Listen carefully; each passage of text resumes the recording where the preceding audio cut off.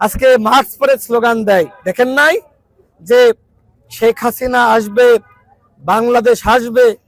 আরে বেটা, কোথায় বাংলাদেশ আসবে? আপনারা শেখ হাসিনাকে চান কেউ? বলেন তো।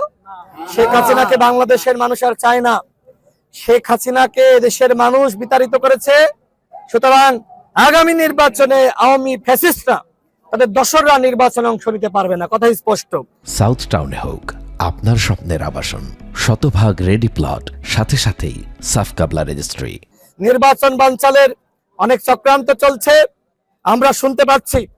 ভারতের নির্দেশনায় আওয়ামী লীগের দামি এমপিরা, আওয়ামী লীগের পদধারী নেতারা স্বতন্ত্র লীগ নামে আগামী নির্বাচনে অংশ নিতে চাই। আমরা কোনো দামি এমপি এবং স্বতন্ত্র লীগ নেতাকে নির্বাচনে অংশ নেওয়ার সুযোগ দিব না। বাংলাদেশের জনগণ সচেতন এবং সোচ্চার রয়েছে। সুতরাং যারা দামি এমপি হওয়ার খায়েশ যাদের এখনো রয়েছে, যারা জনগণকে বিভ্রান্ত করতে চান, তাদেরকে আমি হুঁশিয়ারি উচ্চারণ করছি। রাজনীতি করবে গণ অভ্যুত্থানের শক্তিরা, দেশ চালাবে গণ অভ্যুত্থানের শক্তিরা। জাতীয় সংসদে আওয়ামী লীগের পদধারী নেতা নামধারী কাউকে আমরা দেখতে চাই না। সুতরাং জনগণকে সচেতন থাকার আহ্বান জানাচ্ছি।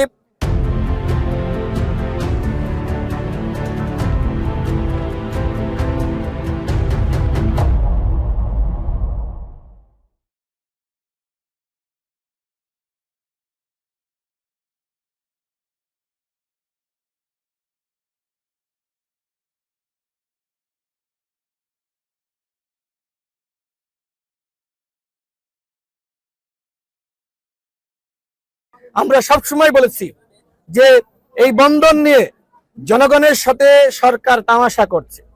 আমরা বলেছিলাম যে এই সরকারের তিনটা দায়িত্ব: বিচার, সংস্কার এবং সুষ্ঠু নির্বাচন। সরকার এখনো পর্যন্ত নির্বাচনের পরিবেশের দিকে মনোযোগ দিচ্ছে না। এখনো পর্যন্ত সকল দলের প্রার্থীরা সঠিকভাবে গণসংযোগ করতে পারছেন, আমি নিতে পারছি না। নানান ভাবে আমাকে হয়রানি করা হচ্ছে, বাধা দেওয়া হচ্ছে।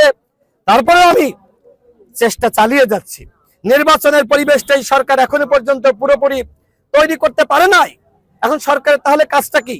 ওই বন্দর বিনিময় করা, বিদেশিদের কাছে 40 বছর 45 বছরের জন্য ওই বন্দরটা দিয়ে দেওয়া? আমরা কি এটি চেয়েছিলাম? এগুলো সরকারের কাজ ছিল না।